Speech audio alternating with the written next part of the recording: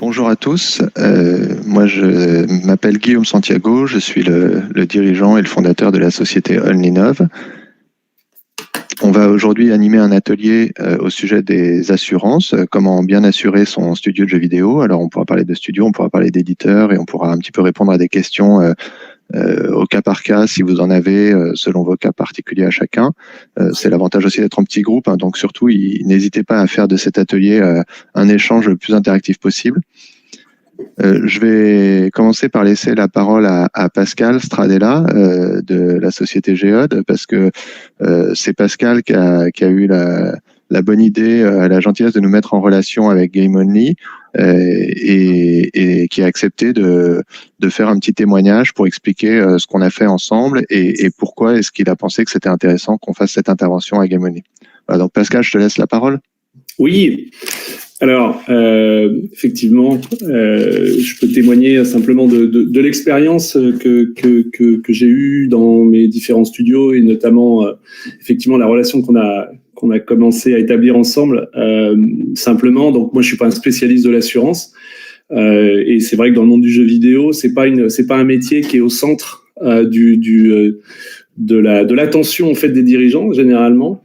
Cela dit, ça reste un des piliers en fait extrêmement importants pour le développement d'une entreprise. Et alors, moi j'ai eu plusieurs expériences, notamment contractuelles avec des gros éditeurs et notamment à l'époque on a beaucoup travaillé pour Disney.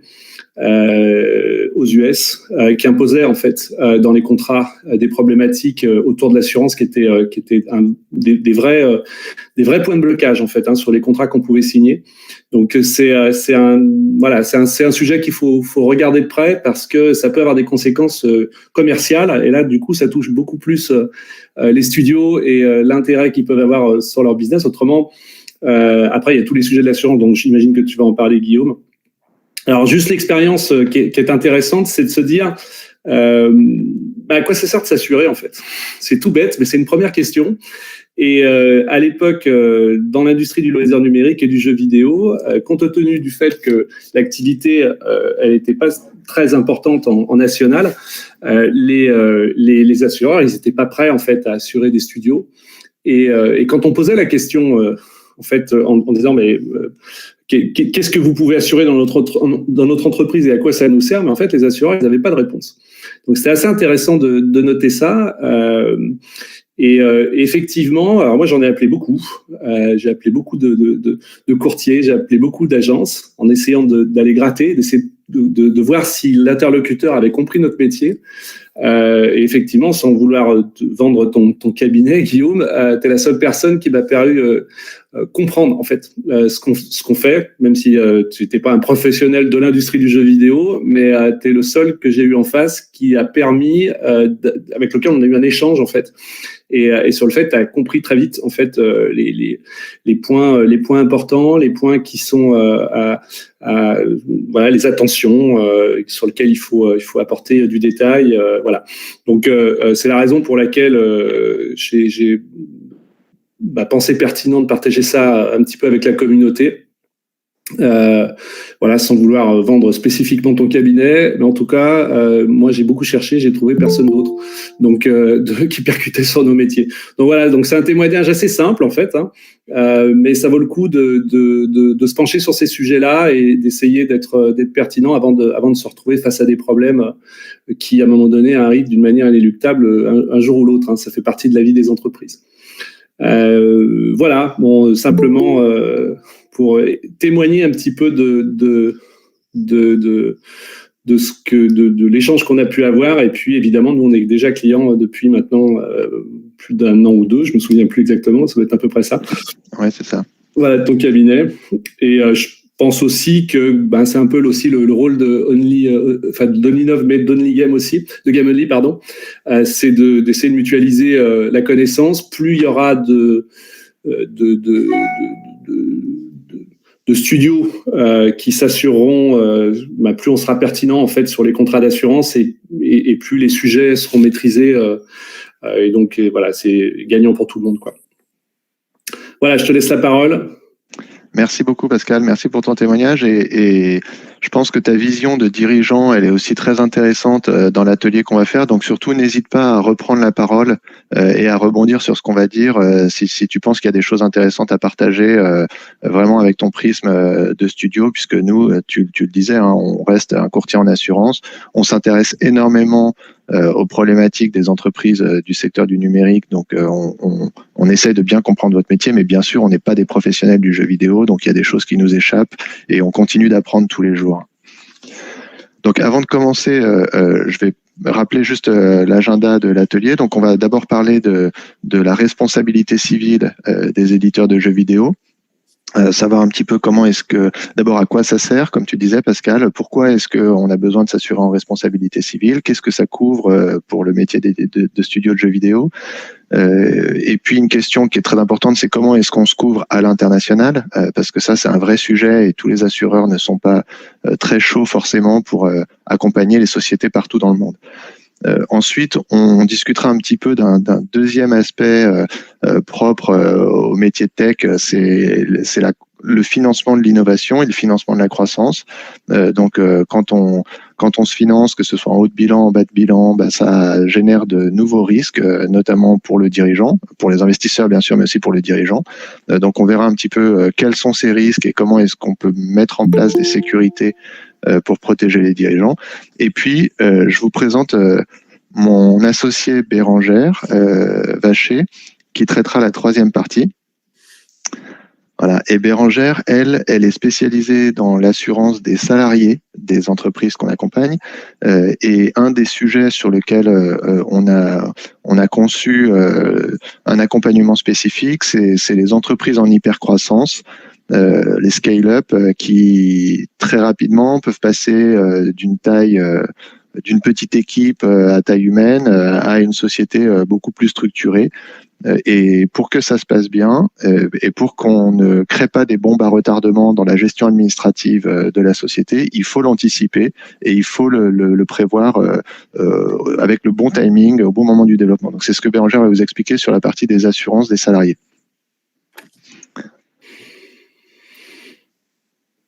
Alors, petite présentation d'Onlinov pour que vous compreniez à qui vous avez affaire. Alors, je répète, hein, si vous avez le souhait d'intervenir, il y a le chat à droite, vous pouvez poser des questions. N'hésitez pas aussi à activer votre micro et à prendre la parole.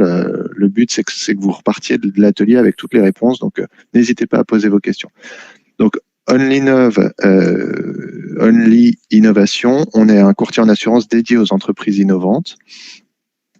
Je nous ai présenté un petit peu, mais voilà, juste pour donner plus de détails, Bérangère et moi, on a tous les deux plus de 15 ans d'expérience dans l'assurance des entreprises technologiques et innovantes. Moi, je suis plus sur la partie métier des entreprises. Bérangère, elle est plus sur la partie salariée. Et bien sûr, on a une expertise dans l'accompagnement international des sociétés technologiques. Ça, c'est un petit peu l'histoire de la société. Donc, vous voyez qu'on est une jeune entreprise, créée en 2016. Et on est aussi nous-mêmes une entreprise technologique puisqu'on a fait des gros investissements pour digitaliser nos services et pour simplifier la souscription de l'assurance, mais je vous reparlerai un petit peu de ça tout à l'heure. Voilà. Si on parle maintenant de nos clients, qui est quand même plus intéressant, le point commun de toutes les entreprises qu'on accompagne, et c'est pour ça que, comme disait Pascal, on a la capacité de comprendre le business model et de comprendre les problématiques métiers de nos clients, c'est que tous nos clients, ce sont des sociétés très innovantes qui financent de la R&D, soit sans faire du tout de chiffre d'affaires dans les premières phases de développement, ou alors en même temps qui font de la croissance. Nos clients, ce sont aussi des sociétés en forte croissance. Je parlais tout à l'heure de ce qu'on a mis en place pour accompagner les scale-up, mais on a des clients qui font jusqu'à 500 millions de chiffre d'affaires. Donc, on accompagne des startups, des PME, des ETI. Et nos clients sont aussi très souvent très internationaux, avec les grandes zones géographiques qui sont privilégiées. C'est bien sûr l'Europe, l'Amérique du Nord, l'Asie. Voilà. Mais on a aussi des clients qui peuvent avoir de l'activité en Afrique, selon certaines activités, ou en Amérique du Sud. On a 3 spécialités qui sont exclusif, ça veut dire qu'on ne travaille que de ces secteurs. Il y a le secteur du numérique dans lequel on retrouve les studios de jeux vidéo. qui est notre spécialité historique. Ensuite, il y a le secteur qu'on appelle IoT, c'est tout ce qui est robotique, électronique, objets connectés, donc aussi des sociétés très techno. Et puis le secteur des industries de santé, avec beaucoup de dispositifs médicaux et de medtech principalement, qui sont aussi des métiers techno et qui sont liés à notre background. On avait une expertise dans ce domaine. Voilà, donc pour chaque métier pour lesquels on travaille, on fait à chaque fois un travail de cartographie des sujets principaux qui peuvent être des risques et qui nécessitent d'avoir des protections financières ou d'avoir des services d'accompagnement en cas de crise. Donc, vous voyez, pour les éditeurs de jeux vidéo, là, c'est une petite synthèse extrêmement rapide, mais ça résume l'ordre du jour de notre présentation. Mais ça, c'est vraiment une démarche qu'on fait en amont pour chaque métier pour lesquels on propose des accompagnements. Et ensuite, on a toute une gamme d'assurances qu'on propose pour apporter une solution vraiment à 360 degrés pour les entreprises, avec la responsabilité civile, la cybersécurité, enfin les risques cyber, la responsabilité des dirigeants, dont on va parler au sujet du financement de l'innovation et de la croissance, les assurances frais de santé et prévoyance, et puis ensuite, bien sûr, les locaux et puis d'autres assurances qui peuvent être nécessaires au cas par cas. Voilà. Donc, je passe vite sur la présentation pour rentrer dans le vif du sujet. Première partie, assurer sa RC professionnelle en France et dans le monde entier. Alors, d'abord, moi, je me rends compte en discutant avec des dirigeants de studios de jeux vidéo que ce sujet, il est très lointain de vos préoccupations quotidiennes, en fait, très éloigné de vos préoccupations quotidiennes. Et il y en a beaucoup avec qui je rentre en contact par différents biais qui commencent par me dire, mais à quoi ça sert ? Pourquoi est-ce que j'ai besoin d'une assurance de responsabilité civile ? Et ça, c'est une vraie question. Le but, c'est pas de faire une dépense qui n'ait pas de sens, donc il faut se poser la question. D'abord, il faut savoir que vous n'avez pas l'obligation légale d'avoir une assurance de responsabilité civile, contrairement à certains métiers. Ça veut dire que si vous n'avez pas d'assurance, vous n'êtes pas hors la loi, vous n'avez pas de responsabilité pénale en tant que dirigeant. Par contre, vous avez souvent une obligation un peu de fait. C'est ce que Pascal nous décrivait avec Disney, mais vous pouvez avoir le cas avec d'autres canaux de distribution, pas forcément des éditeurs, ça peut être aussi des App Store, ça peut être différents parcours, mais vos clients, vos utilisateurs, quand ils travaillent avec vous, ils veulent savoir que si la relation se passe mal, vous avez la capacité à les accompagner et à les indemniser. Donc, commercialement, vous avez un peu une obligation d'être assuré en responsabilité civile. C'est difficile de croître et de faire du business, et notamment avec des partenaires qui sont un peu étoffés si vous n'avez pas une protection financière pour protéger vos relations commerciales. Dans le contrat d'assurance de responsabilité civile, vous avez deux parties. Là, c'est vraiment un peu du b.a.-ba, mais je rappelle ces choses qui sont importantes. Donc, vous avez la partie RC exploitation. Cette partie, elle est importante dès que vous allez démarrer votre activité et notamment dès que vous allez avoir des effectifs, que ce soit un stagiaire, un contrat d'alternance, un salarié, le fait que votre entreprise ait une existence physique, le fait que vous ayez que vous vous déplaciez, que vous rencontriez des gens, etc., eh bien, vous pouvez causer un préjudice à ces gens. Vous allez déposer un recommandé à la poste. Dans la file d'attente, si vous bousculez quelqu'un et que vous lui cassez le bras, vous n'êtes pas là en tant que Guillaume Santiago, vous êtes là en tant que votre société et c'est votre société qui est responsable. Ça, c'est la RC exploitation. Elle n'est pas du tout liée à vos jeux vidéo. Donc, les garanties, elles sont très standards, c'est des très gros montants. Ces incidents arrivent très rarement, mais il faut être assuré pour ça. Et d'ailleurs, quand vous allez faire une convention de stage, par exemple, avec un stagiaire ou un contrat d'apprentissage ou d'alternance, l'école va vous demander une attestation d'assurance de responsabilité civile d'exploitation en général, parce qu'elle veut être sûre que vous êtes couvert s'il arrive quelque chose à l'étudiant, ou si l'étudiant cause un préjudice à quelqu'un d'autre. Ensuite, la RC professionnelle, c'est la partie qui est vraiment liée à votre métier. C'est-à-dire que ce sont les préjudices qui peuvent être causés par votre jeu vidéo, à des tiers. Alors, par votre jeu vidéo, ça peut être par l'utilisation de votre jeu vidéo par un joueur, ça peut être un litige avec un distributeur, avec un éditeur, mais ça peut être aussi un litige avec des personnes avec qui vous n'avez pas de relation commerciale. Okay. Et si votre produit est matériel, alors je prenais l'exemple d'un CD, d'une disquette, comme on faisait autrefois dans les consoles, mais si vous vendez des manettes de jeu, si vous vendez des consoles, des arcades, etc., dans ces cas-là, on parle de responsabilité produit ou de responsabilité civile après livraison. C'est un petit peu la même chose. La seule différence, c'est qu'il y en a un qui est pour un produit immatériel, l'autre qui est pour un produit matériel. En général, on a tout ça ensemble.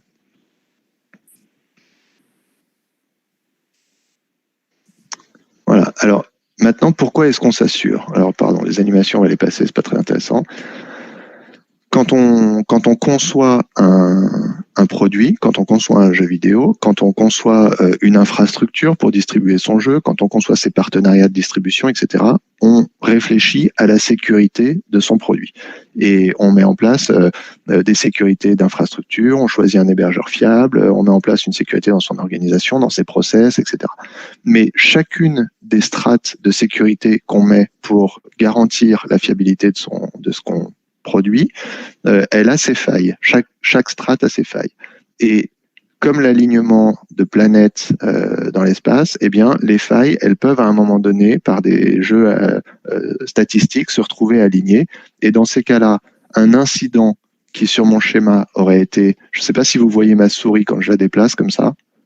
Si. Oui. Donc un incident qui aurait été bloqué par une strate de sécurité, si toutes les failles sont alignées, ça peut devenir un accident qui va causer un vrai préjudice à vous, à vos clients, à vos utilisateurs, etc. Et l'assurance, elle sert à vous protéger lorsque vos sécurités n'ont pas permis d'éviter un accident. Et ça, c'est important parce que souvent, on a cette objection de gens qui nous disent « Oui, d'accord, mais nous, on a pensé à notre sécurité, donc on n'a pas besoin d'assurance. » Non, en fait, si vous n'aviez pas pensé à votre sécurité, aucun assureur ne voudrait vous assurer. Mais le fait d'y avoir pensé ne vous dispense pas d'avoir une assurance. Okay. Et puis ensuite, il y a un deuxième cas de figure, c'est le cas de la malveillance. C'est une personne qui ne va pas attendre que les failles des différentes strates de sécurité s'alignent, mais qui va les exploiter pour aller naviguer dans votre sécurité et pour causer un préjudice de manière malveillante.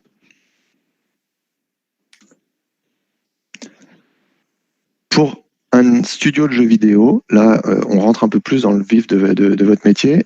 Le principal risque, et ce qui coûte très cher aux assureurs qui accompagnent les studios de jeux vidéo, c'est la propriété intellectuelle. Okay, donc là, vraiment, je remonte mon schéma d'avant, mais là, le millefeuille de sécurité, il faut que vous y ayez bien réfléchi dès la création de votre société. Donc, qu'est-ce qui se passe au niveau de la propriété intellectuelle? Vous pouvez avoir des revendications de salariés qui quittent l'entreprise et qui, parce qu'ils ont contribué au design, parce qu'ils ont contribué à la création, parce qu'ils ont contribué au scénario de votre jeu, vont revendiquer des droits de propriété intellectuelle ou de création artistique sur votre jeu vidéo. Donc ça se gère dans le contrat de travail. Il y a des avocats en droit social qui sont très habitués à faire ça. Il y a de moins en moins de ce type de litige parce que maintenant les studios connaissent ce risque. Mais si vous n'aviez pas ça en tête, moi je vous invite à être très vigilant et à bien sécuriser vos contrats de travail, à bien sécuriser vos pactes d'associés si vous êtes plusieurs associés dans l'entreprise et à anticiper toutes ces problématiques liées à la propriété du jeu que vous créez pour votre entreprise. Ensuite, vous pouvez avoir un litige en contrefaçon avec un autre studio de jeux vidéo.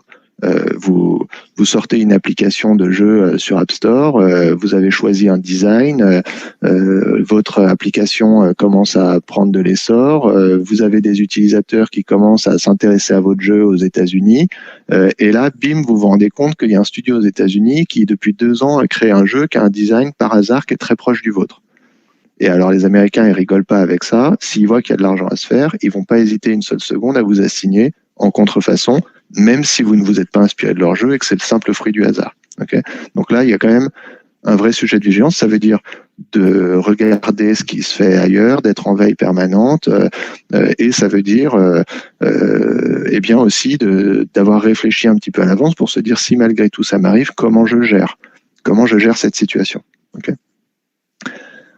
Et le dernier cas de figure que j'illustre, c'est le litige sur l'utilisation de l'image de tiers. Alors ça, c'est plus critique. Là-dessus, on a encore malheureusement pas mal de cas de sinistres qui existent.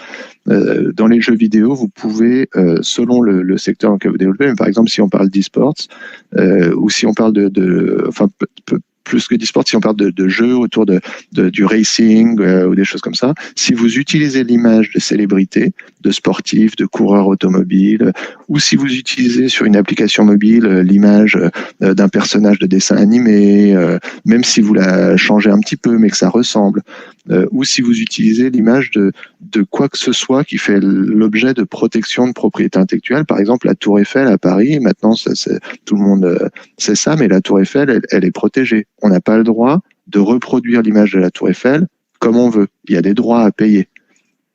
Et ça peut exister dans d'autres villes dans le monde. Donc, si vous faites un jeu vidéo où vous voyagez dans le monde et que vous mettez dans le design des marqueurs de certaines villes, attention, vous pouvez avoir de la propriété intellectuelle là-dessus. Donc, tout ça, ce sont des sujets sur lesquels, pareil, tant que vous êtes dans votre coin, petite entreprise, un petit jeu confidentiel, vous n'allez pas forcément vous faire inquiéter là-dessus. Mais si vous décollez, si votre jeu prend de l'ampleur et qui commence à avoir de la notoriété, c'est sûr que vous avez quelqu'un qui va venir vous réclamer des droits. Si vous faites un jeu de basket et que vous avez un joueur qui ressemble étrangement à un joueur de la NBA, eh bien, il va venir vous réclamer de lui payer des royalties parce que vous utilisez son image pour votre jeu vidéo. Okay. Donc ça veut dire quoi? Ça veut dire qu'il faut être très attentif à pas jouer avec les limites de la ressemblance. Il faut pas essayer de faire ressembler, mais pas vraiment, mais un petit peu quand même, parce que ça, c'est clairement un risque. Et ça veut dire que si vous utilisez l'image de célébrité, de marque tiers ou quoi que ce soit dans votre jeu vidéo, eh bien, il faut que vous ayez négocié des contrats de propriété intellectuelle avec les personnes qui sont propriétaires de cette image. Et il faut que vous ayez des contrats de royalties, etc., pour que ça soit encadré et pour pas qu'ils puissent venir vous réclamer a posteriori. Ouais, je peux peut-être toute petite intervention. Ce qui est intéressant de noter dans ce que tu viens de dire, Guillaume, c'est que quand, en particulier aux US, quand il y a une attaque de la part de cabinets effectivement qui sont organisés souvent pour venir chercher de l'argent que pour défendre des droits en réalité, sur ce type de sujet, ça coûte une fortune énorme pour pouvoir se défendre en fait. Et le sujet, il est plus sur une bataille de capacité à se défendre que quelque part sur le fond. D'où l'importance d'avoir préparé en fait ce type de défense pour pouvoir y répondre, parce que souvent l'essoufflement il se fait sur notre capacité financière à se défendre plus que sur le fond en fait. Ouais, c'est tout à fait vrai. Et ça, je vais le détailler un peu plus tard, mais vous allez voir qu'aux États-Unis, ça peut prendre des proportions colossales. Et tout le monde connaît les patent trolls, qui sont un peu une spécialité américaine. Vous savez, il y a des sociétés qui achètent des brevets, qui achètent souvent des brevets un peu anciens. Et surtout sur les technos, c'est problématique parce que vous avez des brevets un peu anciens qui protègent des fonctionnalités qui sont quasiment dans les faits tomber dans le domaine public parce qu'elles sont incontournables pour développer certaines choses, mais qui sont quand même protégées par des brevets. Et leur métier, c'est de payer assez cher pour acheter des brevets qu'ils n'utilisent pas d'un point de vue industriel, mais qu'ils utilisent exclusivement d'un point de vue juridique pour faire des procès pour gagner de l'argent. Ça s'appelle des patent trolls. Et ça illustre, alors vous êtes moins concerné par les brevets, mais ça illustre quand même l'état d'esprit que vous avez aux États-Unis sur la stratégie d'aller chercher de l'argent auprès de gens en les poursuivant uniquement pour l'argent et non pas pour défendre un droit en fait. C'est vraiment exclusivement pour se faire de l'argent.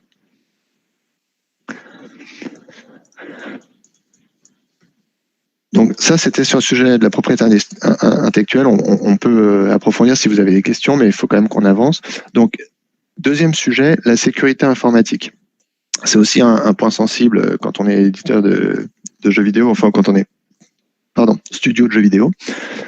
Donc ça, c'est un risque qui est vraiment commun à toutes les sociétés et encore plus aux sociétés tech. Alors, je ne vais pas vous refaire toute l'actualité, mais je pense vous écoutez la radio, vous lisez la presse comme moi, vous voyez que depuis quelques semaines, quasiment tous les jours, on entend des cas d'attaques cyber contre les hôpitaux, contre des grandes entreprises. Nous, on travaille dans le secteur de l'assurance, les compagnies, elles se font attaquer. Et alors, dans la presse, on voit les grands groupes, mais ça touche toutes les tailles d'entreprise. Ça touche de la TPE, l'expert comptable, le médecin généraliste, la société tech, tout le monde est concerné. Alors, comment on fait pour se défendre? C'est pas simple. C'est pas simple parce que les hackers, ils sont quand même assez organisés. C'est toujours pareil.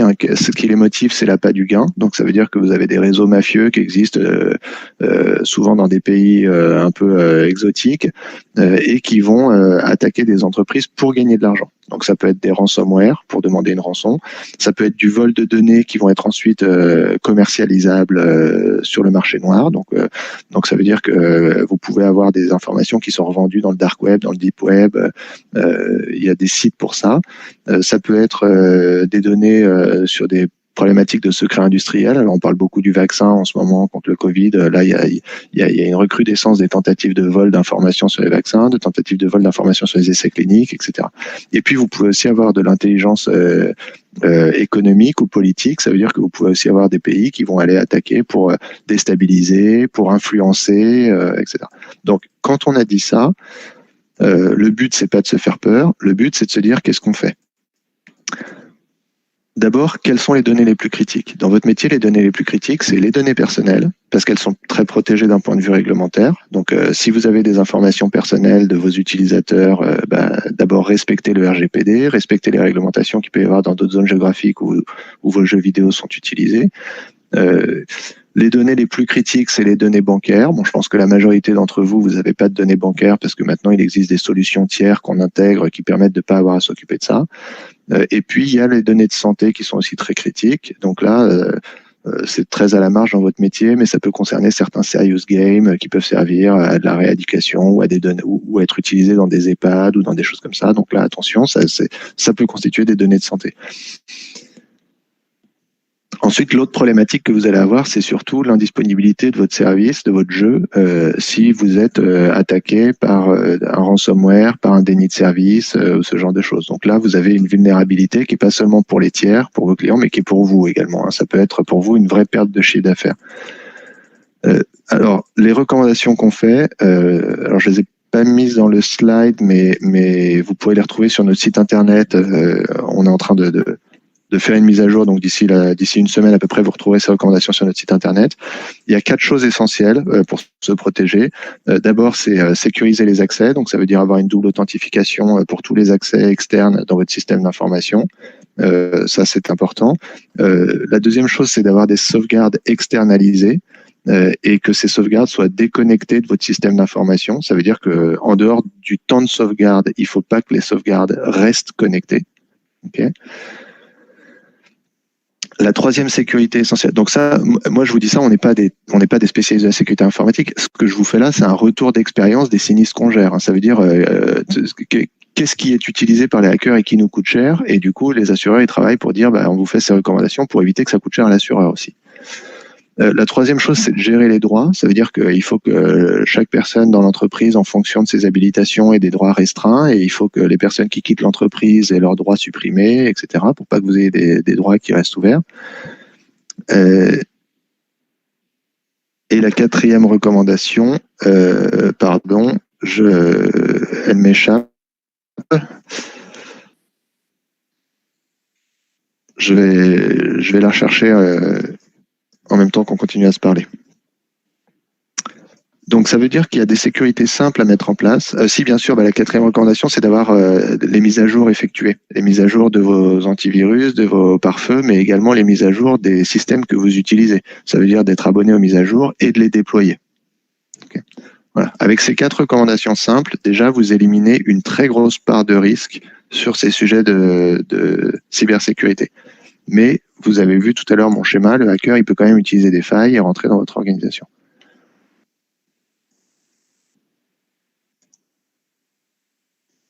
Donc aujourd'hui, la plus grosse typiquement ciblée, vous n'êtes pas dans une tentative d'hameçonnage de masse pour choper les entreprises qui statistiquement n'auront pas été vigilantes. Et ensuite, les sinistres qui sont assurés par les compagnies d'assurance, donc dans la plupart des cas, il n'y a pas de violation de données. Et ça, je vous le dis parce que il y a eu une espèce de loupe qui a été mise en 2018 sur le RGPD, un microscope même, où on a parlé de sécurité de données à tout bout de champ. Alors la sécurité de la donnée, c'est pour pas qu'elle soit utilisée de manière, on va dire, non déontologique, au détriment de la personne à qui les données appartiennent pour se faire de l'argent. Mais en fait, les failles de sécurité informatique sur les données, il n'y en a pas tant que ça. Les failles de sécurité informatique, elles sont plutôt, comme je le disais, sur des problématiques de ransomware avec de l'hameçonnage. Okay. Donc c'est vraiment le but, se faire de l'argent. La donnée, pour qu'elle intéresse le hacker, il faut qu'elle ait de la valeur. Et toutes les données n'ont pas de la valeur. Alors, quand on a dit ça, comment on s'assure ? Eh bien, voilà. là, c'est un petit schéma qui représente un contrat d'assurance de responsabilité civile. Donc, un contrat d'assurance de responsabilité civile, ça couvre les dommages causés aux tiers, donc par exemple vos clients ou les joueurs qui vous ont donné des données, et ça va couvrir effectivement les pertes de données, la transmission de virus, l'atteinte à la vie privée, etc. Mais attention, ça va le couvrir uniquement dans ces cas-là. C'est-à-dire uniquement si vous avez commis une erreur, une omission, une négligence, une faute, ou si vous avez une responsabilité contractuelle. Ça, c'est la définition de la responsabilité civile professionnelle. Okay, donc, c'est quand même dans les contrats les plus larges, la responsabilité civile professionnelle, elle a ses restrictions. Manquement contractuel qui manquait. Ça veut dire quoi? Ça veut dire que dans le cas spécifique où vos sécurités sont conformes aux usages de votre profession, ça veut dire j'ai les antivirus, j'ai les firewalls, j'ai les procédures, la double authentification, les sauvegardes déconnectées, je gère mes droits administrateurs, je mets à jour mes logiciels, on ne peut pas me reprocher d'avoir fait une erreur ou d'avoir été négligent. Donc, j'ai pas d'erreur. Et en matière de sécurité informatique, vous pouvez parler avec n'importe quel avocat qui rédige vos conditions générales d'utilisation ou qui rédige vos contrats. En général, il recommande d'avoir une obligation de moyens en sécurité informatique. On ne peut pas s'engager à une obligation de résultat.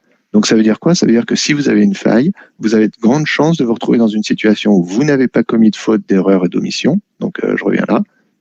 Vous n'avez pas commis de faute et vous êtes en obligation de moyens, vous n'avez pas de manquement contractuel. Donc votre assureur de responsabilité civile professionnelle, il va vous dire « Désolé monsieur, c'est pas notre définition, votre client il subit un préjudice, ça s'est bien passé chez vous, il y a un lien de causalité, mais vous n'êtes pas responsable.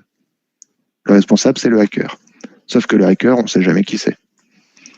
Donc pour ça, les assureurs ont créé une garantie qui s'appelle la responsabilité civile cyber. Et c'est une nouvelle définition qui vient s'ajouter, qui permet que dans cette configuration, dans ce triptyque, eh bien on dit vous n'êtes peut-être pas responsable au sens d'un contrat d'assurance traditionnel, mais vous avez quand même une responsabilité de fait ou une responsabilité sans faute, donc on vous assure. Okay, donc ça veut dire que c'est important d'avoir dans votre contrat cette petite extension de garantie sur la responsabilité civile cyber. Et puis cette année, le marché de l'assurance, il a été pas mal chahuté avec la crise du Covid et avec la recrudescence des attaques de cyber. Et du coup, tous les assureurs ont introduit 2 nouvelles exclusions dans leur contrat pour ceux qui les avaient pas déjà, où ils les ont reprécisées. C'est l'exclusion des pandémies et des épidémies et l'exclusion des risques cyber. Donc même avec cette question de triptyque, même si on la met de côté, de toute façon, vous avez des exclusions. Donc il faut que ce contrat il soit spécifiquement étendu à l'RC Cyber. Voilà pour la partie cybersécurité. Alors je me rends compte que j'ai pas du tout abordé la question de vos dommages, qui est quand même une question importante. Donc vos dommages, il y a le sujet principal, ça va être le ransomware ou ça va être le déni de service qui va vous faire perdre du chiffre d'affaires. Donc vous allez avoir 2 choses à payer, perte de chiffre d'affaires et rançon éventuellement. Ensuite, si vous avez une faille de sécurité sur des données personnelles et que vous avez la CNIL qui s'implique là-dedans ou une autorité de contrôle équivalente à l'étranger, la CNIL va vous demander de notifier les personnes. Donc vous allez avoir des frais de notification, mise en place d'un call center ou d'envoi d'emailing rédigé par des agences de com spécialisées. Et vous allez éventuellement avoir une enquête de la CNIL. Et s'il s'avère que vous avez des non-conformités, vous pouvez avoir une amende. Vous savez, les fameuses amendes RGPD qu'on fait très peur en 2018. Voilà. Tout ça, c'est ce qui est pris en charge par l'assureur. Ensuite, il y a une autre question qui se pose quand vous avez une faille de sécurité informatique, c'est de se dire comment je fais face. Parce que bien souvent, dans les sociétés tech, les devs, ils sont spécialistes de la création de sécurité, mais ils sont pas spécialistes de la gestion de crise. Et ça nécessite vraiment un état d'esprit, une habitude, une connaissance différente.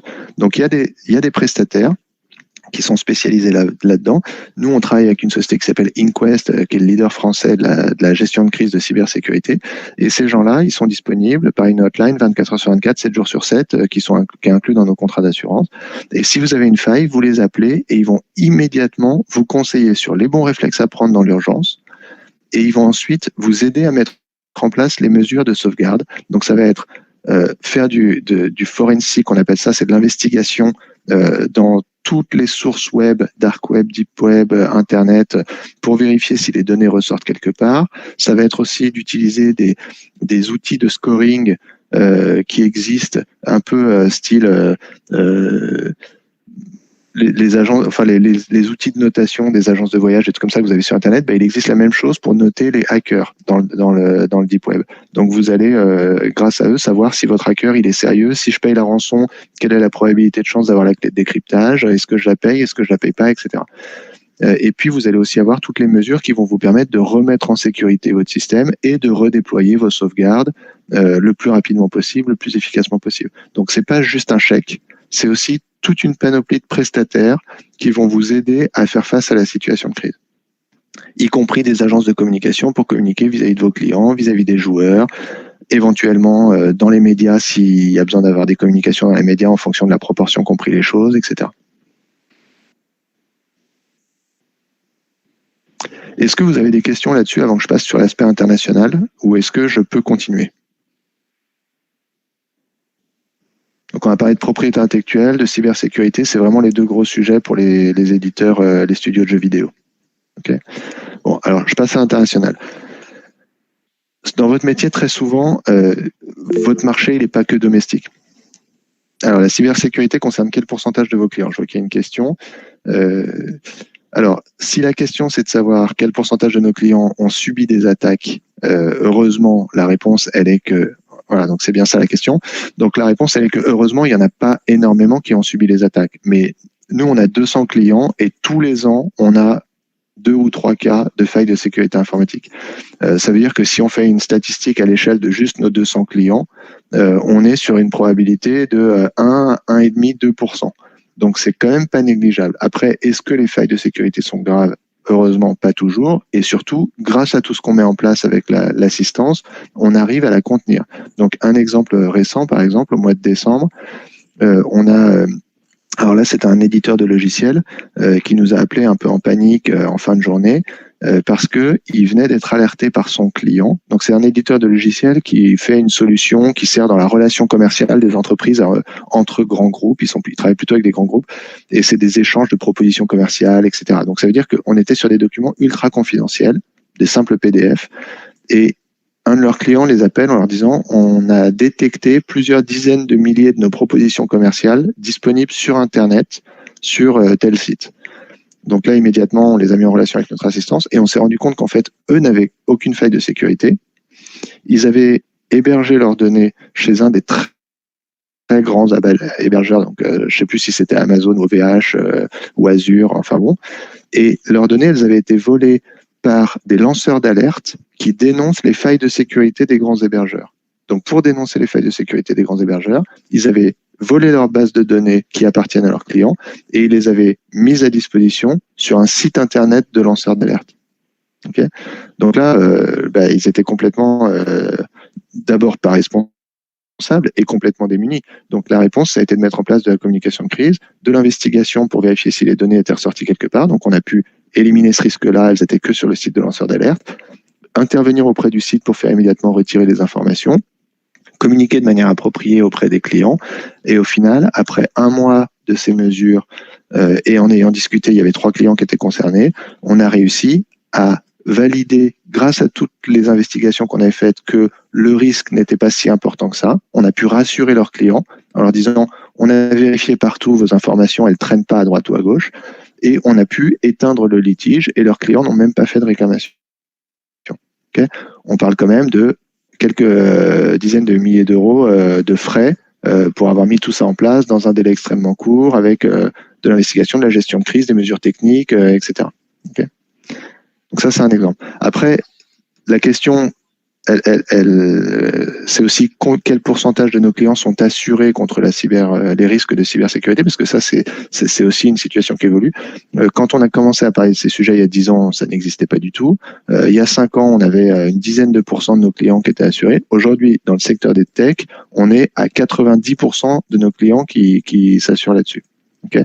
De toute façon, dans notre contrat de responsabilité civile professionnelle pour les sociétés tech, la cybersécurité, elle est inclue d'office et elle est inclue sans surcoût. Parce que pour nous, pour une société tech, c'est incontournable d'être assuré en RC Cyber. Après, ce qui est une option, c'est l'assurance de vos propres préjudices, de votre perte de chiffre d'affaires, des rançons, de vos frais, etc. Nous, on couvre vos clients d'office et vos utilisateurs. et on vous propose de vous couvrir si vous voulez. Donc 100% de nos clients sont couverts pour la responsabilité cyber et aujourd'hui 80-90% sont couverts pour leur propre préjudice aussi. Bon, c'est aussi parce qu'on fait un gros travail de pédagogie là-dessus. Je pense que les statistiques sont pas les mêmes chez tous les courtiers. Est-ce que ça répond à la question? Est-ce qu'il y a d'autres questions sur ces sujets? Bon, c'est bon, ça a répondu à la question. Donc, je peux continuer sur la partie internationale. Bon, ça, c'est notre réseau. Donc, on a 75% de nos clients qui sont internationaux, 40% qui sont hors de France et beaucoup qui sont aux US, bien sûr. Mais je passe. Alors, quand on parle d'international, bon, il y a pas mal de zones géographiques. En fait, la plupart des contrats d'assurance de responsabilité civile, ils vous couvrent quand même à l'international. Ils vous couvrent dans le monde entier, sauf les USA et le Canada. Ça, c'est la clause standard. Après, vous avez quelques très rares contrats qui vont vous couvrir uniquement en Union européenne, voire uniquement en France métropolitaine, mais c'est vraiment pas la majorité. En général, c'est monde entier hors USA et hors Canada. Pourquoi est-ce qu'ils excluent ces deux pays? C'est une vraie question. C'est ce que nous disait Pascal tout à l'heure, en fait. C'est qu'aux USA et au Canada, c'est des fous de la responsabilité. Et ils l'utilisent comme une arme pour aller chercher de l'argent. Donc, vous voyez, en France, on a à peu près 65 000 avocats. Alors, ces chiffres, ils datent d'il y a 2-3 ans. Honnêtement, je les ai pas remis à jour, mais ils sont toujours, les ordres de grandeur sont toujours d'actualité. 65 000 avocats en France. Juste à New York, vous en avez 175 000. Et en Californie, vous en avez 168 000. Donc, vous imaginez à l'échelle des US. Ça vous donne une idée du business qu'il y a derrière les problématiques juridiques aux États-Unis. C'est colossal. En France, dans un contrat commercial que vous passez avec un éditeur, avec un store ou avec qui que ce soit, vous allez avoir quelques lignes sur les assurances. Un paragraphe assurance, ça fait 10 lignes. Un paragraphe responsabilité, ça en fait 10-15. Aux États-Unis, ça peut faire 3 pages, le chapitre assurance et responsabilité. Dans une autre présentation dédiée à ça, j'avais même collé, mais on ne pouvait même pas lire tellement ça prenait de la place sur l'écran.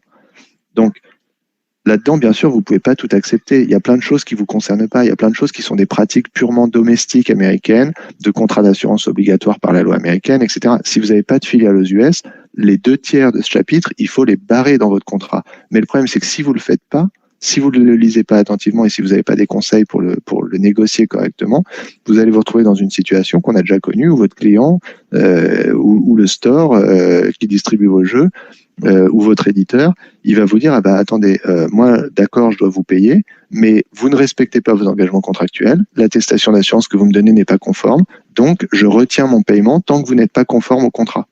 Sauf que si vous avez accepté des choses qui sont impossibles à assurer parce que ça n'existe pas en France, vous allez être bien embêté pour vous faire payer votre contrat. Voilà, donc ça s'anticipe. Ça s'anticipe et ça s'anticipe aussi pour une autre raison, c'est que quand vous négociez avec des partenaires américains ou canadiens, ces négociations, elles peuvent être très longues. Ça veut dire que il ne faut pas se contenter de négocier en parlant du produit, en parlant du prix, en parlant des canaux de distribution. Il faut parler du contrat très tôt. Et pas que pour des questions d'assurance, hein, le contrat dans sa globalité.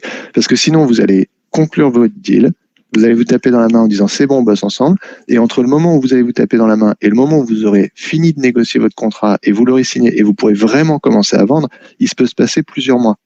D'accord ? Donc ça, il faut commencer à y travailler avant pour pas perdre ces plusieurs mois dans le lancement de votre produit avec ses partenaires. Voilà, et les sinistres de responsabilité civile aux USA, du coup, ils sont 5 à 10 fois plus chers. Et même, Pascal a tout à fait raison, pour des propriétés intellectuelles, ça peut même coûter encore plus que 5 à 10 fois plus cher, parce que juste les frais d'avocat, ça se chiffre en centaines de milliers d'euros. Et ça peut, si vous êtes condamné et que vous devez payer des royalties, par exemple, ça peut être des fortunes.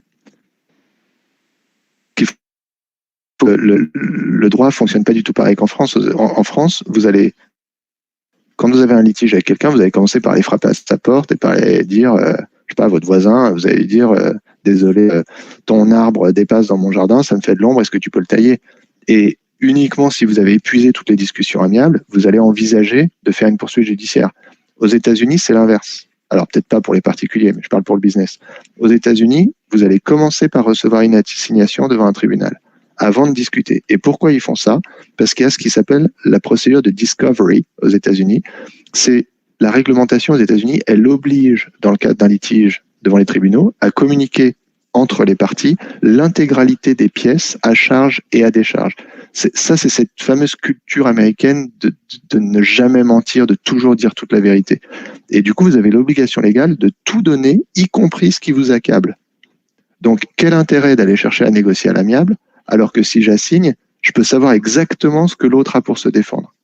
Donc, je vais commencer par assigner, par faire cette procédure de discovery. Donc là, vous allez vous taper des cartons et des cartons et des cartons de documents, de procédures, des data rooms énormes, etc.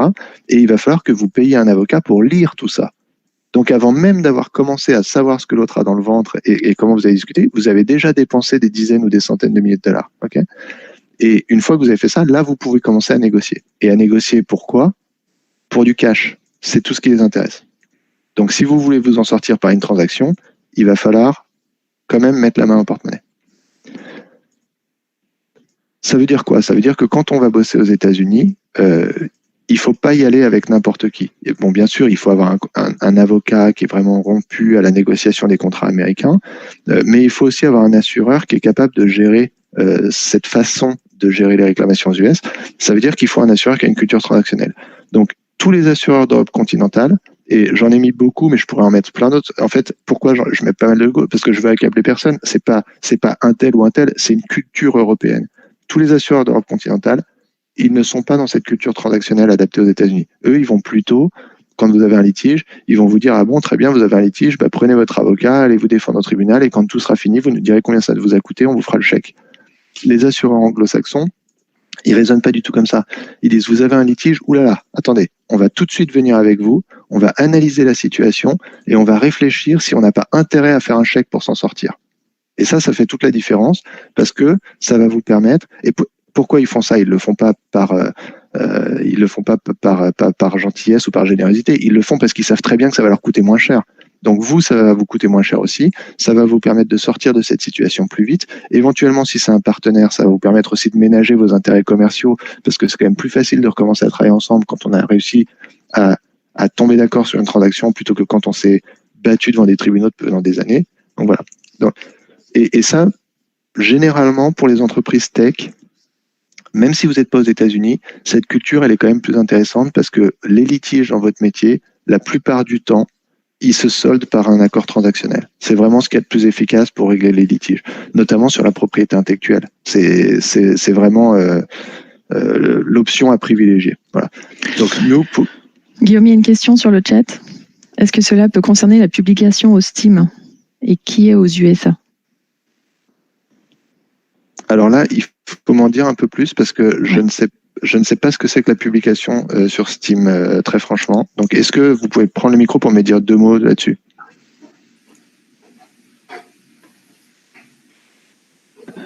Bonjour. Oui, la publication sur Steam. Steam, c'est une très grande plateforme de publication de jeux vidéo, mais qui est basée aux US. Donc, quand on veut publier sur Steam, on doit remplir énormément de paperasse américaine, en fait.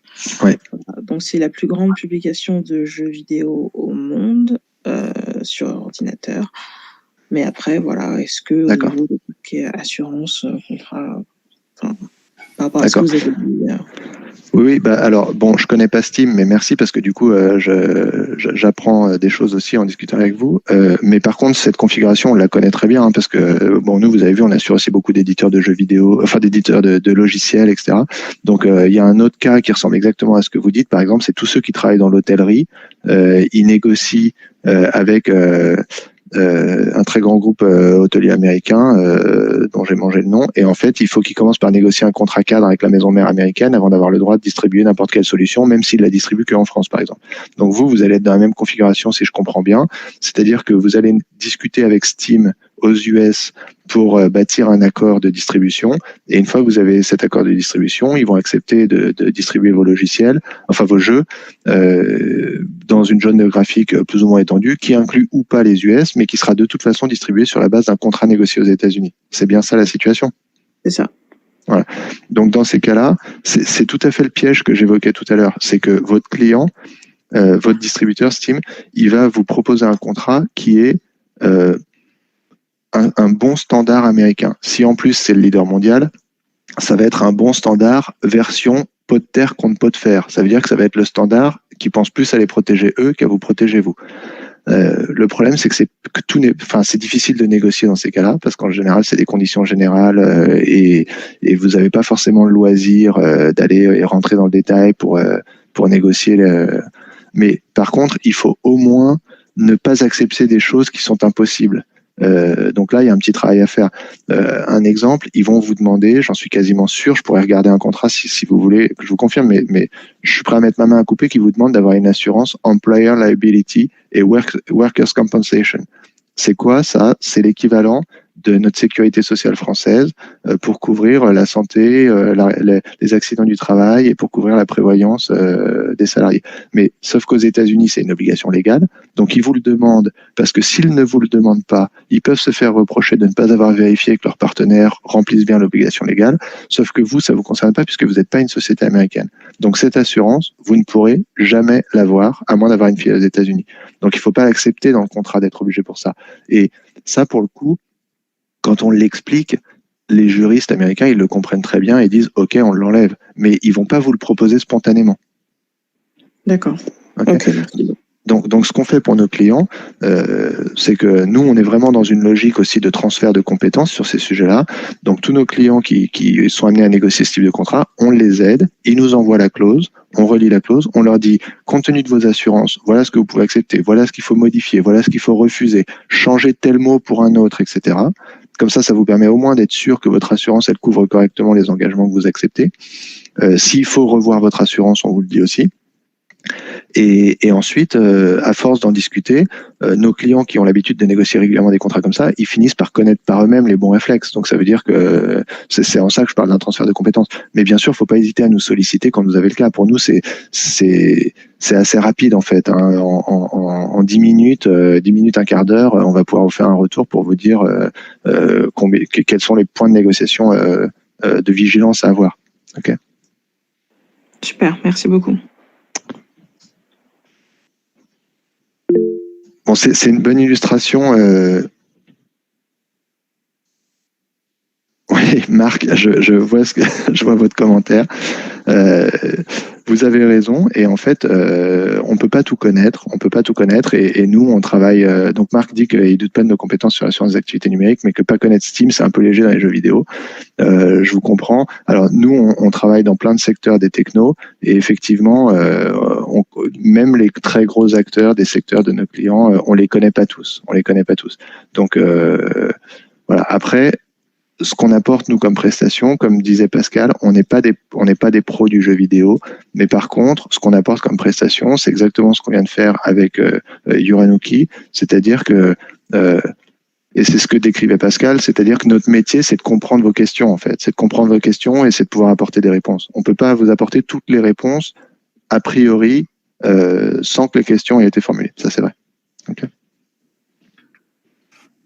Oui, pour venir à ton aide, effectivement,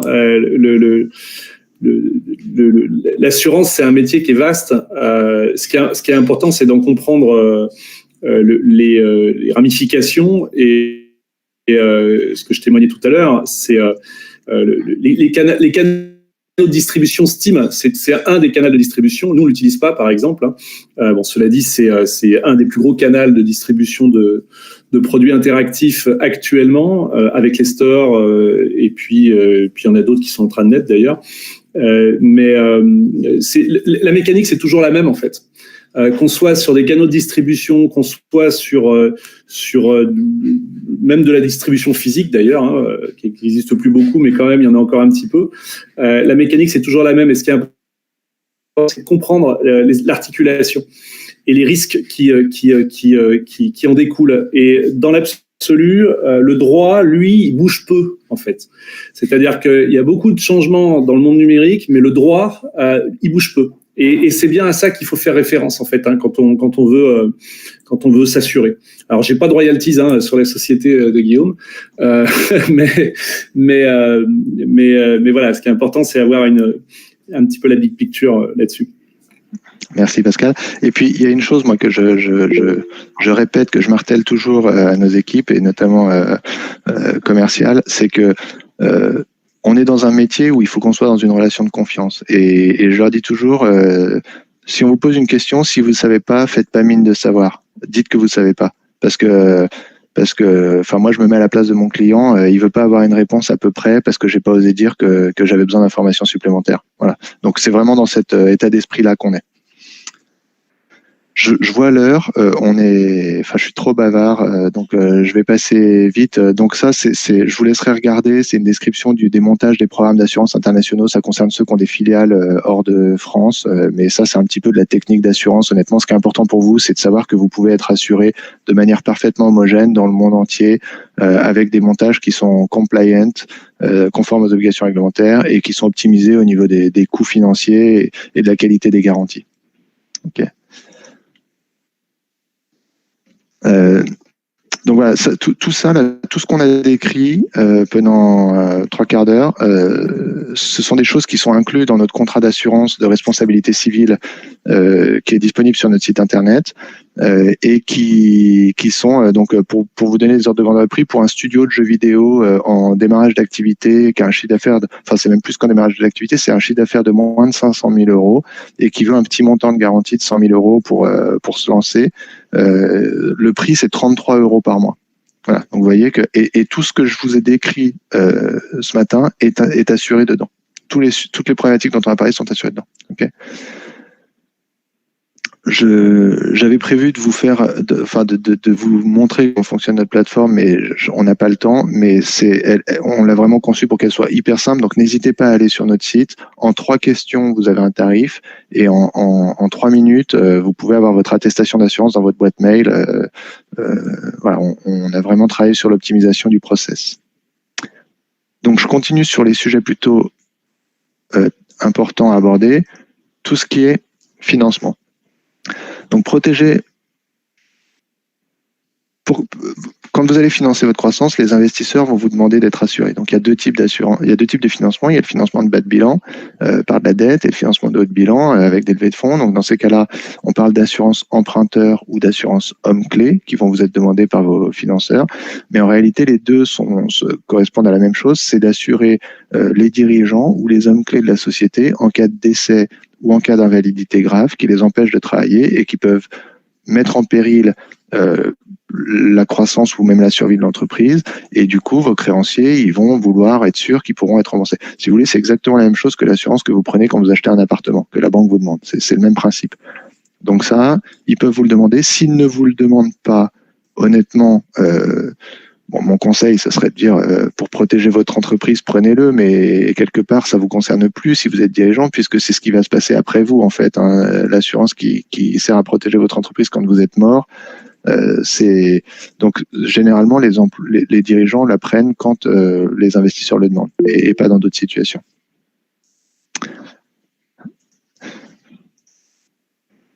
Donc ça, il y a un petit questionnaire de santé, des montants de garantie qui dépendent du montant de l'investissement. C'est un petit peu long, un petit peu chronophage à mettre en place, mais il n'y a rien de compliqué. Donc je passe assez vite là-dessus. Le sujet le plus important, c'est protéger votre patrimoine personnel en tant que dirigeant. Alors là-dessus, il y a une idée reçue, c'est que on dit oui, mais moi, ma société, c'est une SAS, c'est une SARL ou d'autres statuts, donc je suis pas solidaire de la dette de l'entreprise, enfin pour autant que vous ne soyez pas caution sur la dette. Et du coup, je risque rien sur mon patrimoine personnel. En fait, c'est complètement faux. Parce que oui, vous n'êtes pas solidaire de par les statuts de la dette de l'entreprise, mais votre statut de dirigeant vous rend responsable vis-à-vis de l'entreprise.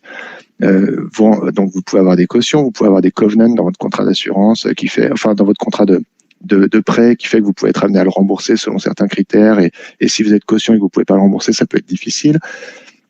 Mais vous pouvez aussi avoir des fautes de gestion qui peuvent vous rendre responsable vis-à-vis de l'entreprise et vis-à-vis des créanciers de l'entreprise ou d'autres parties prenantes. Donc, si vous commettez des erreurs, des fautes, si vous ne respectez pas des réglementations et que ça nuit à la santé financière de l'entreprise, on viendra vous demander de rendre des comptes à titre personnel.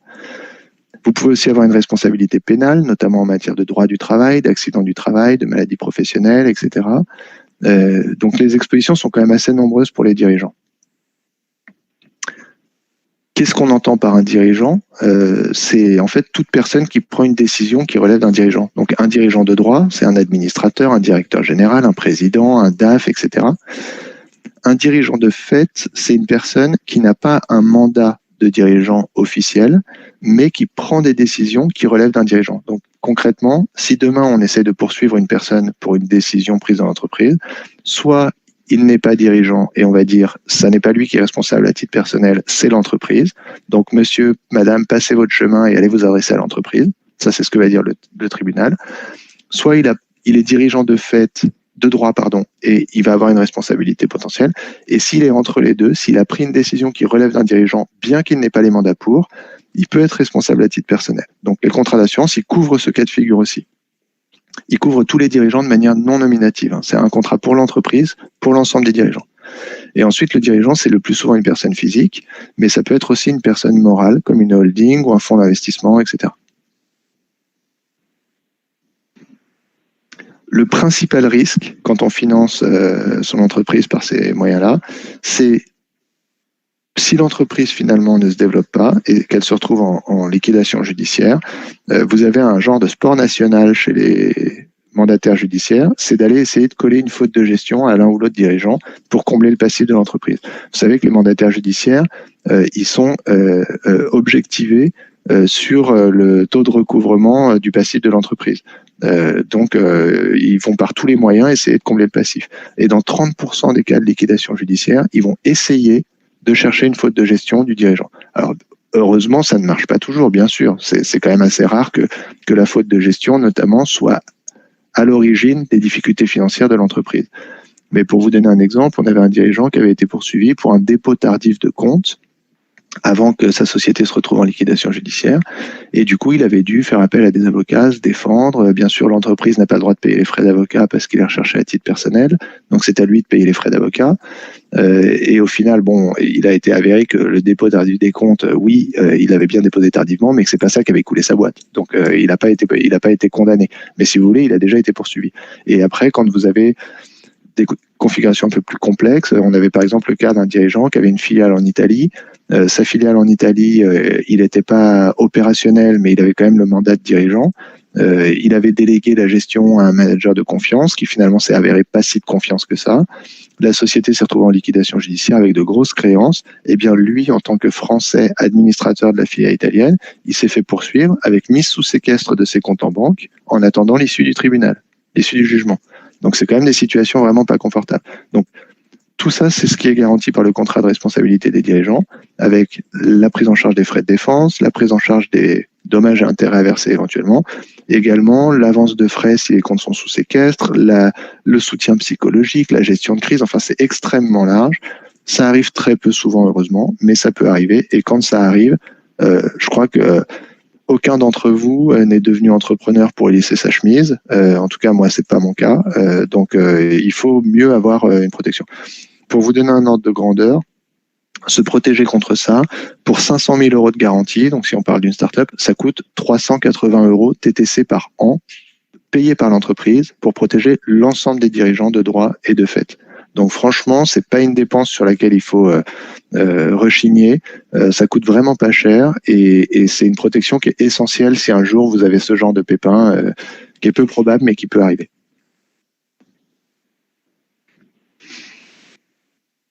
Un autre conseil, alors là, c'est pas un contrat d'assurance qu'on propose, mais vos investisseurs, ils vous demandent toujours d'avoir ce type d'assurance. Pourquoi? Parce que eux, ils vont demander que vous ayez une extension de garantie pour protéger les dirigeants personnes morales. Donc, ça veut dire eux, fonds d'investissement, administrateurs de votre société, représentés par un des membres du fonds, par exemple. Mais et vous, est-ce que vous leur demandez d'avoir des protections si ils conduisent votre société à un échec, notamment s'ils participent à la gouvernance de votre entreprise. J'avais rédigé un petit article à l'époque où la compagnie aérienne avait fait faillite et en fait les investisseurs avaient été pour beaucoup dans la faillite de cette compagnie aérienne, Aigle Azur. Et donc ça, je vous laisserai le regarder, cet article, il est sur notre site internet. En gros, le conseil, c'est de dire, d'accord, vous avez besoin d'argent, d'accord, vous êtes content de trouver un investisseur, d'accord, dans la négociation, ils ont un peu plus de poids que vous, mais c'est pas une raison pour se laisser faire. Vous aussi, vous êtes en droit de leur demander des garanties, et vous seriez étonné de voir le nombre de fonds d'investissement qui ne sont pas assurés. Donc ça, c'est pas normal. Et c'est ce que je dénonce dans cet article. Le fonds d'investissement, il doit aussi être assuré s'il vous plante votre boîte. Donc ça, n'hésitez pas à leur demander. Bon, l'introduction en bourse, je ne sais pas s'il y en a parmi vous qui sont concernés à court, à long terme, mais bien sûr, vous imaginez bien, quand on est introduit en bourse, le risque il est beaucoup plus élevé. Donc là, je passe très vite, mais le prospectus d'introduction, il comporte beaucoup de risques. C'est celui où vous décrivez l'état de votre entreprise pour informer les investisseurs. Donc ça s'assure s'il y a des erreurs ou des omissions dans le prospectus. Et puis, quand vous êtes une société cotée, vous êtes plus exposé. Il y a des questions de situation de cours, des questions de délit d'initié, etc. Voilà, donc là, je ne vais pas m'étendre sur l'exemple de Sinistre, mais on a un client, une société tech de la région, qui s'est introduit en bourse il y a quelques années, avec des grosses fluctuations de cours suite à l'introduction, comme très souvent dans les sociétés tech. Et tous les dirigeants sont audités par l'AMF en ce moment, à coût de dizaines de milliers d'euros de frais d'avocat pour chaque dirigeant, chaque administrateur, qu'ils devraient payer de leur poche s'ils n'avaient pas l'assurance. Et on en est aujourd'hui à plus de 300 000 euros de prise en charge de frais d'avocat sur ce sinistre d'une simple enquête AMF. Ça veut dire que l'AMF ne prétend même pas pour l'instant avoir trouvé de problème de gouvernance. Ils viennent juste se renseigner. Ils viennent juste vérifier que tout se passe bien. Et on est déjà à plus de 300 000 euros de dépenses. Okay, donc si vous introduisez en bourse, ne négligez surtout pas l'assurance. Bon, j'ai largement dépassé mon temps, donc je laisse la parole à Bérangère pour qu'elle puisse vous parler. Et puis, ceux qui ont des questions, on pourra en reparler après, on va prendre un petit rendez-vous si vous avez des questions sur ces sujets-là. Super, merci Guillaume.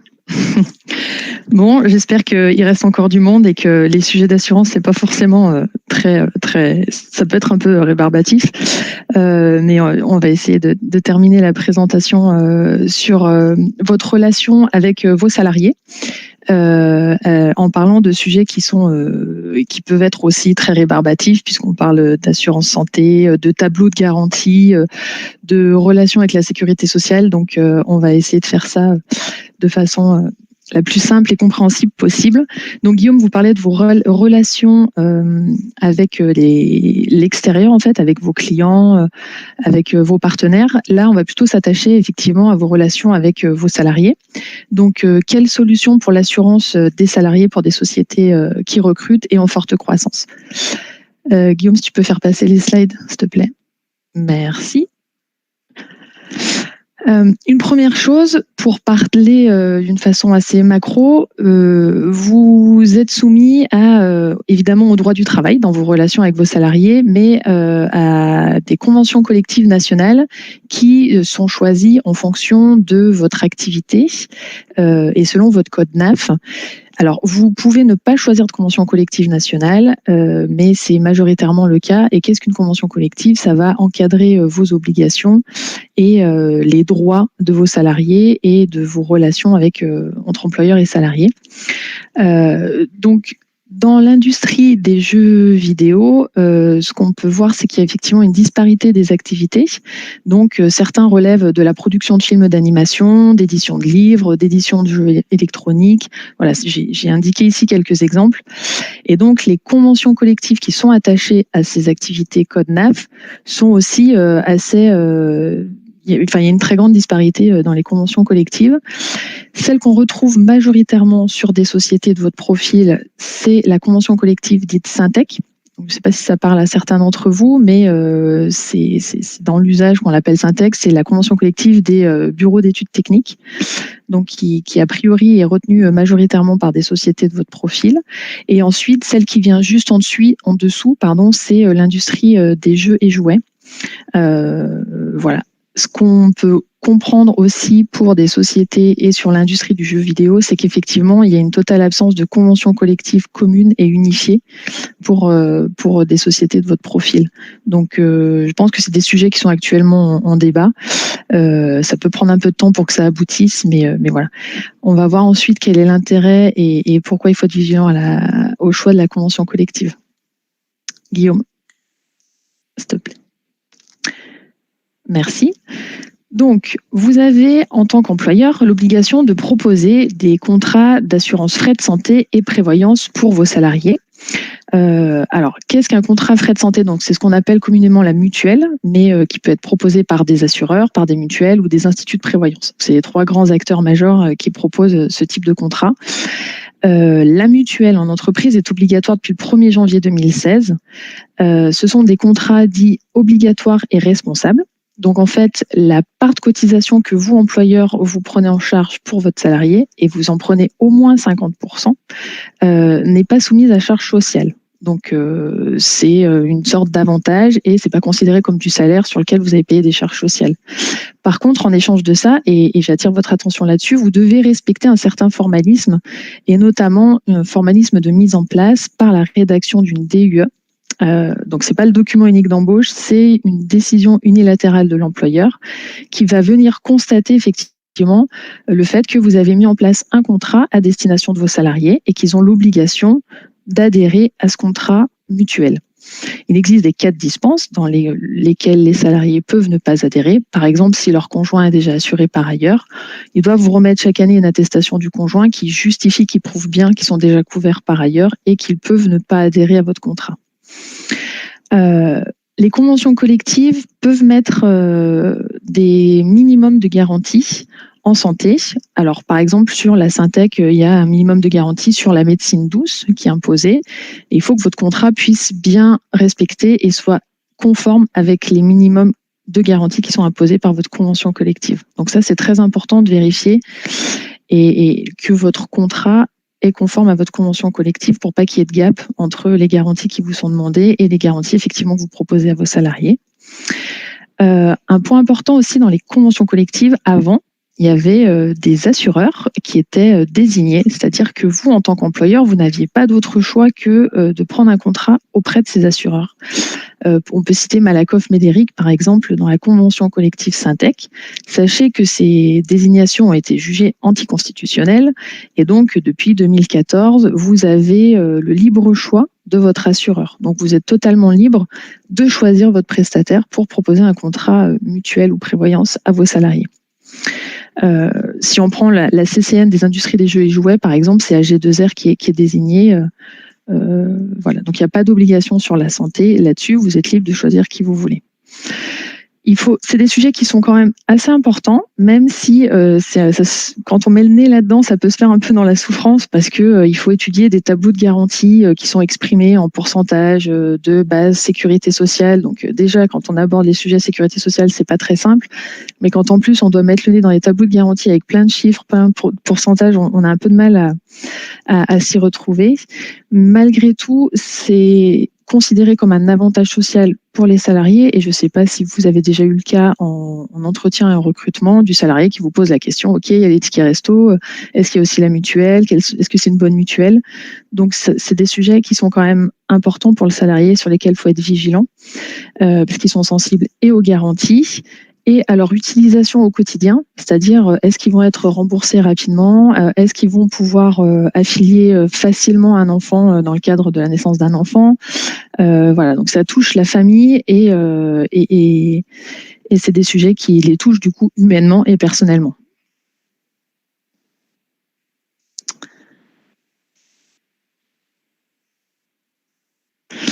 Alors ensuite, la partie frais de santé, donc la partie mutuelle, et vous avez aussi par les conventions collectives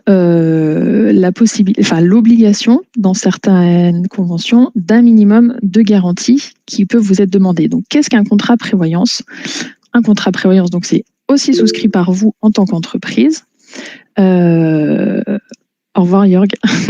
En tant qu'entreprise à destination de vos salariés. Donc les contrats prévoyance couvrent le risque de décès, c'est-à-dire qu'on va verser un capital décès aux ayants droit de votre salarié, couvre le risque d'invalidité, donc que ce soit une origine professionnelle, non professionnelle, il y a des garanties là-dessus. L'incapacité temporaire, parce que vous, en tant qu'employeur, vous avez dans le cas d'un salarié, en fonction de son ancienneté et des critères qui sont déterminés dans votre convention collective, l'obligation de maintenir son salaire s'il est en arrêt de travail.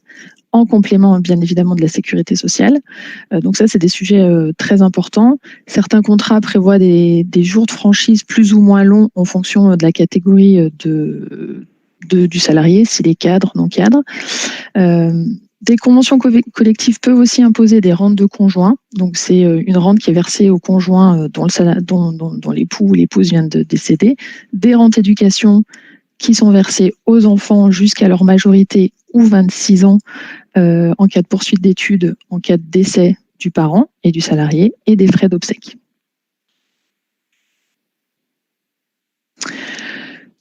On a évidemment les conventions collectives qui imposent des minimums de garantie, donc il faut être vigilant à ça. Mais comme si ça ne suffisait pas, en fonction de vos salariés qui ont un statut cadre, il y a une autre convention qui s'ajoute à ça, qui s'appelle la Convention collective des cadres de 1947 et qui impose encore d'autres obligations, notamment celle de cotiser pour vous, employeur, à hauteur minimum de 1,50% de la tranche A du salaire.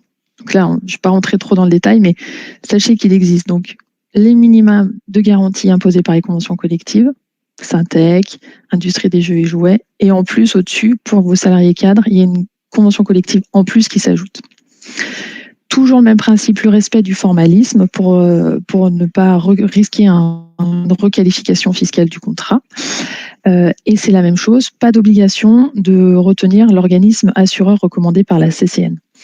Alors, même si le Conseil constitutionnel a jugé les désignations illégales, certaines conventions collectives maintiennent des petites lignes de garantie qui font en sorte que seul l'organisme qui était précédemment désigné peut proposer un contrat. Donc c'est un petit peu pervers et c'est un petit peu c'est pas très loyal, mais d'où l'intérêt et le point de vigilance de bien vérifier votre convention collective et les obligations et organismes recommandés. Et j'attire aussi votre vigilance sur la garantie d'essai. Et ça, effectivement, quand on aborde le sujet, quand on fait des animations de réunion auprès des salariés, moi je vais particulièrement à ce point-là, c'est que vos salariés sont couverts en cas de décès. Donc un capital est versé, mais il faut, en fonction des situations personnelles de chacun, remplir ce qu'on appelle une désignation de bénéficiaire. C'est-à-dire qu'en cas de décès d'un salarié, s'il ne remplit pas de désignation express, la clause qui s'applique, c'est le capital ira à mon conjoint, à défaut mes enfants nés ou à naître, à défaut mes héritiers. Donc, dans le cas où on a un conjoint mais qu'on n'est pas marié et qu'on est seulement concubin, il n'est pas protégé par cette clause, donc le capital ne lui reviendra pas. Voilà. Donc, c'est un petit point d'attention particulière. Alors, notre approche chez OnlyNov, donc, en fonction de la croissance de vos effectifs, quand vous avez moins de 20 salariés, on fixe à peu près la limite à ce niveau-là, vous rentrez ce qu'on appelle dans le cadre des contrats standards. C'est-à-dire que les assureurs proposent des tableaux de garantie, des grilles de garantie qui sont standards et qui ne sont pas modulables. Voilà, donc vous rentrez aussi dans une gestion standard. Par contre, quand vous avez une croissance rapide de vos effectifs et que vous rentrez dans ce qu'on appelle le giron des scale-up, donc des sociétés, des startups qui connaissent des croissances rapides, et que vous passez la barre des 20 salariés, vous avez besoin à ce moment-là de passer sur ce qu'on appelle des contrats sur mesure qui vont vous permettre de réfléchir en termes de garantie ligne à ligne. Donc, on peut vraiment moduler les contrats et les garanties de ces contrats sur mesure. Et surtout, on a ensuite la possibilité de déléguer la gestion, c'est-à-dire qu'on ne laisse plus la gestion à l'assureur, mais on va faire appel à un autre organisme qui est une société de service. Il en existe plusieurs en France. Il y a des noms comme Génération, comme Helium, comme Ener. C'est peut-être des gens que vous avez déjà rencontrés ou que vous rencontrez peut-être aujourd'hui. Et là, c'est une étude où on va vraiment faire un travail avec la rédaction d'un cahier des charges, voir quels sont vos besoins. Si vous avez des salariés qui vous disent « moi, je ne suis pas content de telle garantie, j'aimerais bien l'augmenter » ou « il me manque tel service, j'aimerais l'avoir ». Donc là, on va vraiment réfléchir en fonction de vos besoins individuels, d'entreprise, et lancer un appel d'offres pour obtenir la meilleure proposition adaptée à vos besoins. Et ensuite, une fois qu'on a choisi une proposition et qu'on met en place des contrats qu'on a retenus ensemble, on peut animer, nous, des réunions de présentation aux salariés pour leur expliquer quel est le changement, ce sur quoi vont se porter les modifications du contrat, et expliquer surtout la mise en place du gestionnaire indépendant. Un autre point important pour la gestion des contrats sur mesure, c'est qu'en fait, on a un pilotage société par société et on n'est plus dépendant des politiques des assureurs. C'est-à-dire que si un assureur a un jour des mauvais résultats techniques sur l'ensemble de ses contrats standards et dit, comme ça s'est passé en fin d'année et chez beaucoup d'assureurs, sur la gamme standard, on va appliquer 15-20% de majoration. Là, quand on est sur du sur-mesure, on raisonne entreprise par entreprise. On va étudier quelles sont les consommations et les résultats financiers du contrat, qui sont généralement très bons sur des sociétés relevant de la CCN Syntec, par exemple. Et on va dire, c'est pas 20% d'augmentation qu'on va appliquer, c'est 2-3%, ou voire 0, ou voire, si les résultats sont bons, appliquer un petit discount. Voilà, donc c'est tout l'intérêt du pilotage sur mesure. Je fais un petit zoom sur le gestionnaire délégué. Donc, c'est un peu la difficulté pour des sociétés qui sont en gestion par un assureur, c'est de dire, alors voilà, déjà on est en papier, donc on reçoit un bulletin individuel d'adhésion que le salarié doit compléter, qui doit renvoyer éventuellement par courrier postal avec les documents justificatifs. Si c'est pas en courrier postal et que c'est par mail, c'est déjà une belle avancée, mais le délai de traitement peut être allongé, les papiers se perdent, c'est assez compliqué comme gestion, et quand vous devez intégrer rapidement beaucoup de salariés ou sur une courte échéance, ça peut paraître compliqué. Donc nous, ce qu'on a choisi de faire, c'est de faire appel à des sociétés indépendantes, que je vous citais tout à l'heure, dont le seul objectif est d'apporter du service et de la qualité de service aux clients. Donc on met en place, en fait, c'est plus l'assureur qui va s'occuper de rembourser et de s'occuper des adhésions de vos salariés, mais c'est cette société qu'on aura retenue, qui sera mise en place sans surcoût, puisque les coûts, au lieu que ce soit l'assureur qui prenne en charge financièrement cette gestion, eh bien, il va déléguer ce montant de poche financière au gestionnaire délégué, et ça va permettre d'apporter donc une très grande qualité de service pour les salariés, parce que on est sur du full digital, on n'a plus de papier, donc le salarié aura accès à un extranet salarié avec son espace personnel, il a accès à une application mobile quand il va sortir de chez l'ostéo, il va prendre en photo sa facture et l'envoyer directement via son application mobile, et puis des services aussi pour les RH grâce aux outils digitaux et notamment les extranets, où elle va pouvoir, la RH, intégrer facilement en 3 clics, ajouter un nouveau salarié via son espace. Et ça se fait automatiquement et de façon instantanée pour pouvoir ensuite générer les cartes de tiers payants qui sont envoyées en démat aux salariés. Voilà. Donc ça, c'est un point très important. Grâce au gestionnaire, on a aussi la possibilité d'avoir une vision détaillée des dépenses de frais de santé selon les postes, donc de façon tout à fait anonyme, c'est absolument pas nominatif, pour pouvoir voir comment se comporte le contrat et voir si on peut effectivement rester toujours dans cet équilibre financier qui nous permet ensuite la négociation avec l'assureur. Et puis, alors il y a les centres de gestion qui sont en France, des interlocuteurs dédiés, et ça nous permet aussi une indépendance pour les sociétés donc qui sont toujours en sur-mesure. Guillaume, si tu veux passer à la slide suivante, s'il te plaît. Il y a un petit schéma ici où on voit en fait ces 2 gros blocs, donc l'utilisateur avec l'entreprise qui souscrit le contrat et le salarié, donc vous avez vos relations entreprise-salarié. Le deuxième bloc qui est le prestataire, donc le courtier qui s'occupe de piloter tout ça, et le gestionnaire délégué qui s'occupe de la gestion. Et on a ensuite l'assureur, c'est-à-dire que vos salariés ne vont connaître que le gestionnaire délégué, il ne va connaître que son espace client, sa carte de tiers payant, son univers. Et par contre, l'assureur, il est totalement déconnecté de tout ça. C'est-à-dire que si on s'aperçoit au bout d'1 an, 2 ans, 3 ans que les garanties de l'assureur ne nous conviennent plus ou que le tarif augmente, eh ben, on n'a pas de scrupule à déconnecter le câble qui connecte le gestionnaire et l'assureur, mettre un autre assureur à la place. Et par contre, pour vos salariés, c'est complètement transparent. Ils n'ont pas de mesure d'affiliation à faire. Ils conservent leur espace, ils connaissent toujours leur gestionnaire, enfin, tout ça ne bouge pas. Donc, c'est un vrai intérêt quand on est sur du sur-mesure.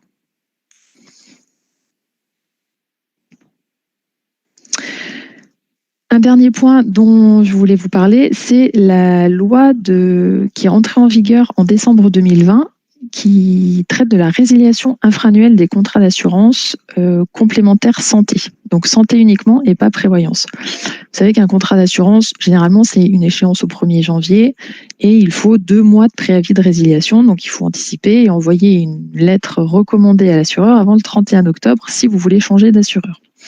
Il y a une loi qui vient de rentrer en vigueur et qui va alléger toutes ces formalités et qui permet que dès lors que votre contrat d'assurance santé a plus d'1 an, vous avez la possibilité de le résilier quand vous voulez, à n'importe quel moment de l'année, moyennant un préavis d'1 mois.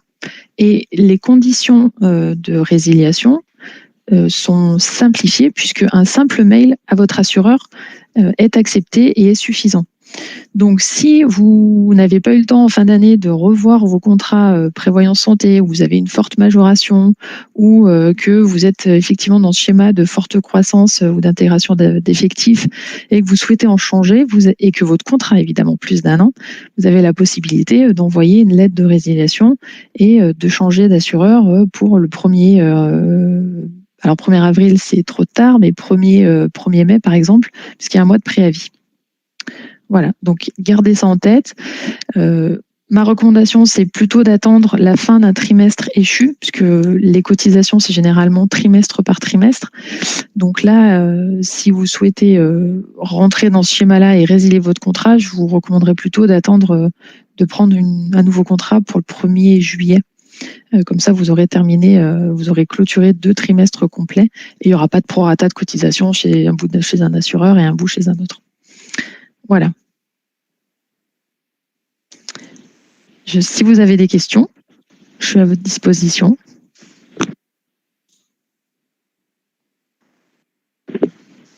Pas de questions.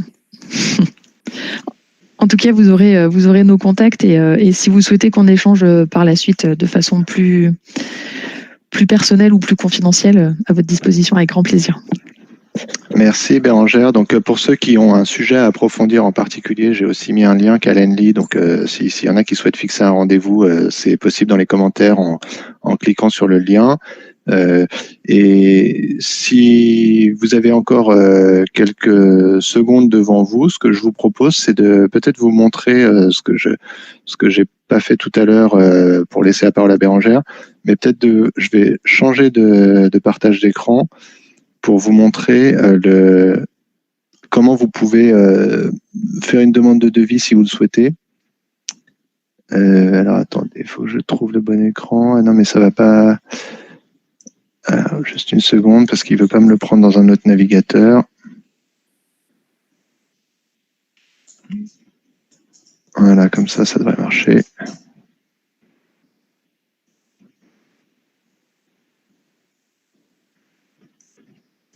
Voilà, là vous devez voir normalement mon navigateur.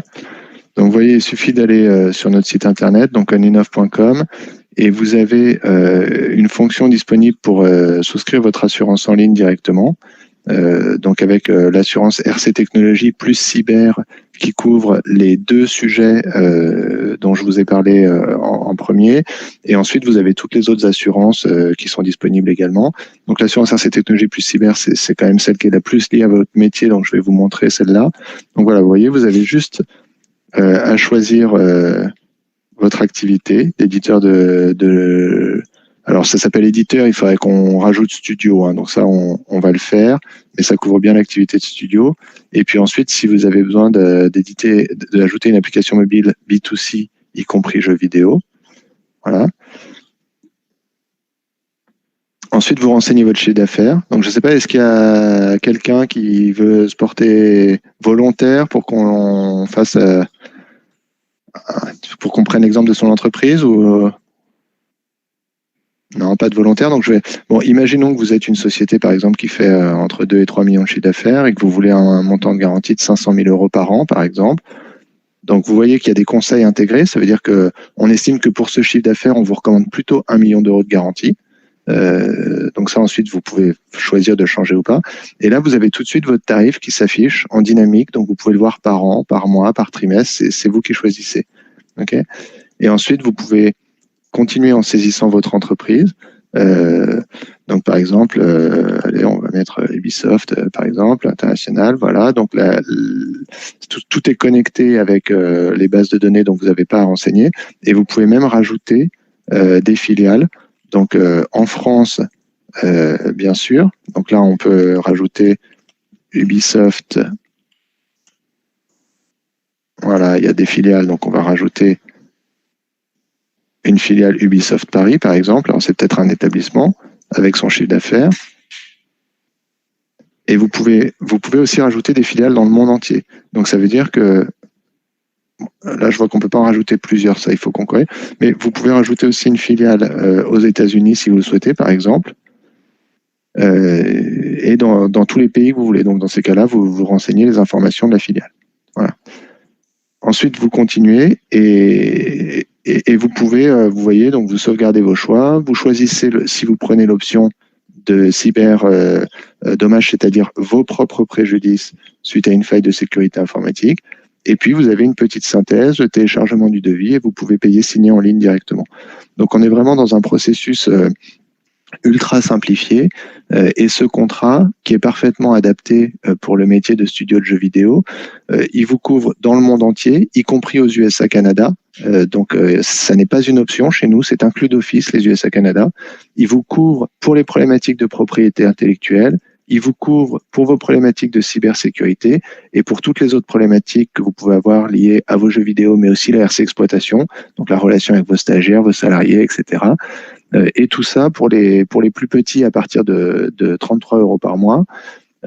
Pour les plus gros, vous pouvez vous assurer en ligne jusqu'à 50 millions de chiffre d'affaires de manière entièrement automatique comme ça. Et au-delà de 50 millions, on est sur des dossiers qui nécessitent quand même une approche sur mesure. Donc dans ces cas-là, nos experts prennent la main pour conseiller, pour mettre en place une solution pour mesure. Donc, n'hésitez pas, ceux qui le souhaitent, à aller faire un devis. Voilà, c'est un petit peu la minute promo de la fin de la présentation ou à prendre un rendez-vous. En tout cas, merci à tous pour votre participation. J'espère que ça aurait répondu à vos questions, que ça aurait été utile pour vous aider à réfléchir à toutes ces sécurités financières qui sont nécessaires dans votre activité. Et puis, on sera ravis de prolonger l'échange si besoin. Merci à tous. Merci. Bonne journée, bon week-end. Au revoir.